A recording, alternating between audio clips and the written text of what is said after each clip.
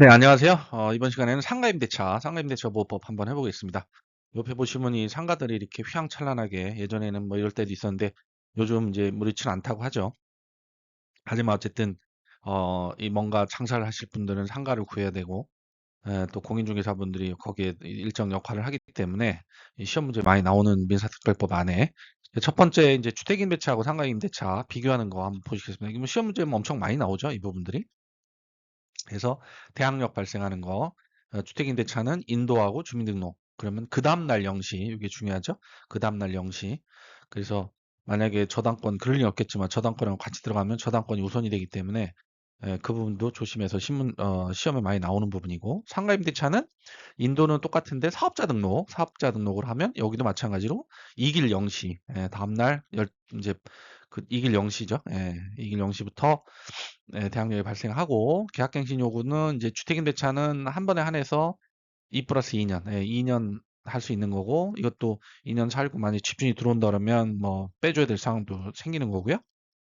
상가임대차는 10년 안에서는 무조건 연장을 할 수 있고 그다음에 이제 물론 이제 세입자가 잘못을 하면 안 되겠죠. 잘못 뭐 연체를 한다거나 3기 연체 여기 나오네요. 차임민 연체 해지. 주택임대차는 2기 연체, 상가임대차는 3기 연체. 이 부분도 이제 헷갈려 갖고 자주 시험 문제 나오더라고요. 법정갱신 2년이고 주택임대차 임차인만 해지 통지 가능하고 최단 존속 기간도 2년이고 상가임대차는 법정갱신 환산보증금 이내 서울 같은 경우 9억이죠. 9억 환산보증금 이내일 때는 1년이고 환산보증금 이미 9억이 넘어간다. 그럼 법정갱신은 또 인정이 안 되기 때문에 민법상 규칙을 들어가기 때문에 이거는 이제 보호를 못 받습니다. 1년 보호를. 그다음에 최단 존속 기간 1년. 자, 그래서 상가임대차 보호법 보시면 이제 대항력하고 이제 우선 변제 대항력 요건 건물의 인도 사업자 등록 이길 영시부터 아까 보셨죠? 그다음에 우선 변제는 세무서장한테 확정일자를 받아야 된다. 요 세무서장 중요하죠. 확정일자 세무서장. 그다음 최우선 변제 일정 금액이 보증금이 이하면은 경매가격 범위 내에서 가장 먼저 변제를 상가도 똑같이 받을 수 있다. 이 주택과 같이. 그다음에 적용 범위 환산 보증금 사업자 등록이 되는 상가 건물이고 이제 환산 보증금을 초과하더라도 그러니까 서울 같은 경우 9억을 초과하더라도 임대차를 적용해 줄 수 있는 그 권리들이 있죠. 그게 이제 대개권삼이라고 보통 외우는 대항력, 계약갱신 요건 10년, 그다음에 권리금 보호 규정, 그다음에 3개 차임인체 시 뭐 해지하는 거. 요거는 이제 뭐 어떻게 보면 적인 거죠. 임대인의 권리인데 아무튼 요 대개권삼은 적용이 된다. 환산보증금 따지는 건 보증금 플러스 월세 곱하기 100. 월세가 100만 원이면 1억이죠. 보증금 1억이라고 가정하면 이제 2억이 되는 거니까 만약에 보증금 1억에 월세가 800이다. 그러면 이제 8억이니까 9억이 되는 거죠. 그러니까 뭐 엄청 월세 8억, 800억만 원씩 내는 매장들은 뭐 이 엄청 큰 매장들이죠. 보통 서울 같은 데도 뭐 강남역이나 명동 정도 돼야 뭐 보증금 2억에 뭐 식당 하는 데들이 보통 월세 800만 원씩 내는 데들이 많지는 않을 것 같은데 어쨌든 9억 기준이기 때문에 이게 시험 문제 가끔 나옵니다. 그래서 외워두셔야 되고요. 그래서 이 9억 넘는 애들이 미적용되는 애들이 있습니다. 그게 뭐냐면 우선 변제권, 최우선 변제권, 그다음에 임차권 등기 명령, 보증금 못 받았을 때 임차권 등기 명령을 할 수 있는데 미적용이에요. 이 9억 넘어가면 못 합니다. 그다음에 차임증의 5% 상한 이것도 못 하고 그다음에 최단 존속기간 1년 이것도 보장이 안 됩니다. 민법상 요 밑에 써 있네요. 민법 원칙에 따라서 언제든지 해지 통고를 할 수 있습니다. 계약이 넘어가면. 그래서 해지 통고를 하면은 일단 6개월 내에 효력은 발생하지만 해지 통고는 언제든지 계약이 끝나면 할 수 있다. 이 부분이 이제 어, 환산보증금 넘어간 거랑 안 넘어간 거랑 차이가 상당히 크죠. 부분이 있고 계약갱신 요구 기간 전체 10년 초과진 범위 내에서 거절할 수 있는 거 임대인이 거절할 수 있는 거는 3기 차임액에 해당하는 금액을 연체했을 때 주택은 이익입니다. 그래서 기출주문 보시면 임차인이 연체했어요. 3기. 연체면 임대인은 계약갱신 요구를 거절할 수 있습니다. 있고 임대차 기간 1년 미만으로 정했어도 임대인은 주장할 수 없죠. 아까 말씀드렸지만 최단 기간 1년 미만의 유효를 주장할 수는 없고 임차인은 주장할 수 있고 그렇습니다. 그다음에 상가 건물 인도 사업자 2개 하면 대항력 발생하는 거죠. 존속 요건이기도 하죠. 그렇죠. 그때만 발생하면 되는 게 아니고 계속 존속을 해야죠. 점유를 만약에 뺐어요. 장사 안 해요. 그러면 대항력 요건이 발생 안 하죠.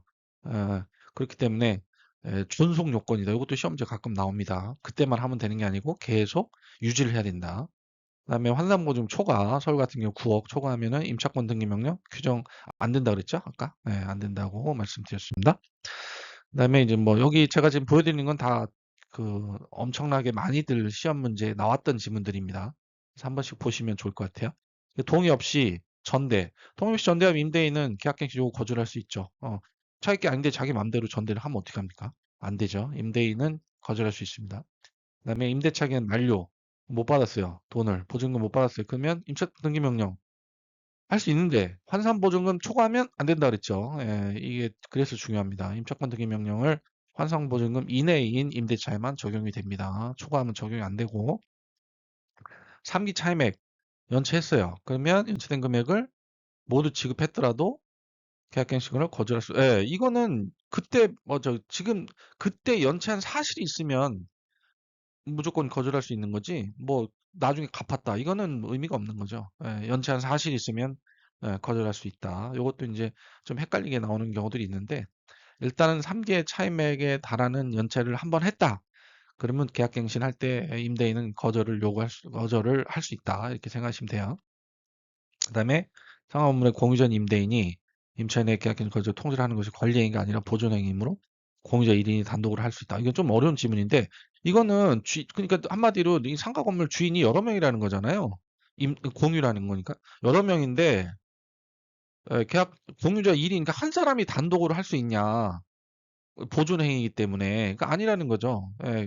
관리 행위에 해당하기 때문에 지분의 과반수, 이것도 전부가 아니고 또 과반수네요. 지분의 과반수를 결정해야 되는 겁니다. 1인도 안 되고 어쨌든 과반수 넘어가야 된다. 혼자는 못한다. 왜냐하면 그거는 그 관리 행위이기 때문에 보존 행위면 혼자 해도 되는데 관리 행위이기 때문에 과반수, 지분의 과반수를 결정해야 된다. 이거는 조금 낯선 지분이긴 한데 한번 봐주시면 좋을 것 같아요. 권리금 회수방해. 이거는 이제 손해배상 청구권은 임대차가 종료되고 나서 3년 이내에 행사해야 된다고 합니다. 3년 이내에 행사하지 않으면 시효완성이 되기 때문에 소멸을 한다. 그래서 이것도 3년 잘 알아두셔야 될 것 같아요. 3년. 많이는 시간을 안 주네요. 그래도 뭐 3년이 짧지는 않은 시간인 것 같습니다. 3년. 기출문제 하나 보시면 1억 원에 100만 원. 이거는 환산보증 2억이니까 환산보증 이내네요. 그러면 그냥 일반 임대차, 상가 임대차로 보고 푸시면 될 것 같아요. 그래서 틀린 거. 만료됐어요. 보증금 못 받았어요. 그러면 관할 법원에 임차권 등기 명령 신청할 수 있죠. 예, 그다음에 3기 연체했어요. 그러면 건물주는 을소유잖아요. 건물주는 해지할 수 있죠. 그리고 건물주가 딴 사람한테 팔았어요, 건물을. 그러면 병은 매수자, 새로운 매수자는 을의 임대인지율을 승계한 것을 보죠. 이게 무슨 얘기입니까? 보증금을 이 사람이 내줘야 된다는 거죠, 병이. 그러면 병은 을하고 계약할 때 보증금을 까고 을한테 매수 대금을 줬겠죠. 왜냐하면 자기가 내줘야 되니까. 임대인의 지위를 승계했다는 게 이제 그 뜻인 거죠. 그다음에 갑이 을의 동의 없이 건물의 전부를 전대. 아까도 나왔었죠. 동의 없으면 어떻게 됩니까? 계약갱신을 거절할 수 있습니다. 건물주가. 왜 지 맘대로 세입자 지 맘대로 전대를 남한테 또 빌려주냐. 말도 안 된다 이거죠.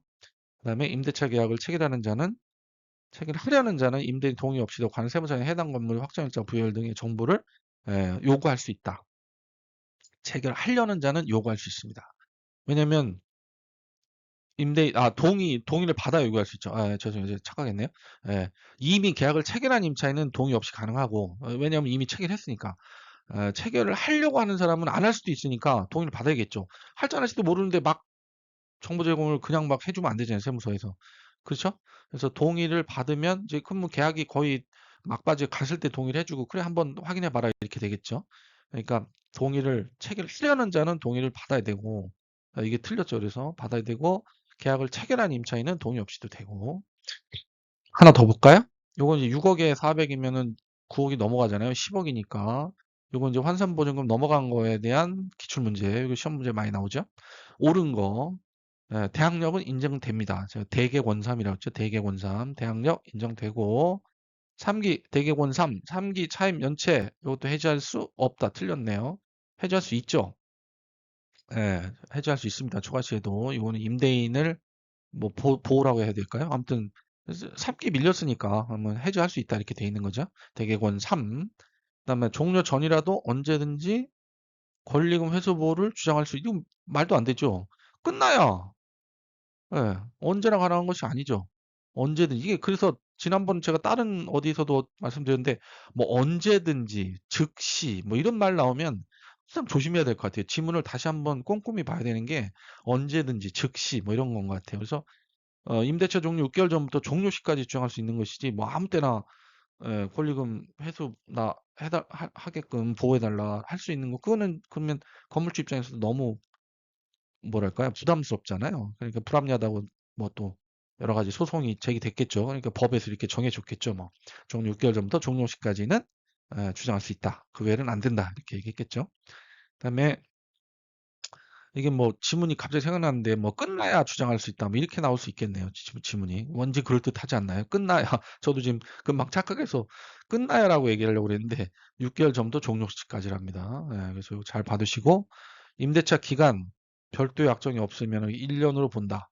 요거는 지금 환산보증금 넘어갔잖아요. 그러니까 이거는 민법상 규약을 따르는 거니까 민법상 어쨌든 룰을 따르는 거니까 미적용됩니다. 이 최단 기간 1년이 없어요. 그래서 이게 틀렸고 이게 지금 그래서 이게 항상 잘 보고 풀어야 될 것 같아요. 이거를 알고 내려왔는데도 자꾸 헷갈리는 거 보니까 이건 지금 환산보증금 9억 넘어간 겁니다. 서울에서. 그래서 갑의 계약갱신 요구권은 최초 임대차 기간 포함 전체 임대 10년을 넘지 않는 범위에서만 행사할 수 있다. 예, 이거는 뭐 전체적으로 다 규정되는 거니까 5번이 맞는 거네요. 5번. 그래서 상가임대차도 이제 뭐 실무에서도 많이 겪을 수 있는 내용이기도 하거니와 시험 문제도 많이 나오고 이게 좀 헷갈리는 부분 좀 있고 해서 여러 번 보시면 좋을 것 같습니다. 저도 열심히 더 공부를 해야 되겠습니다. 감사합니다.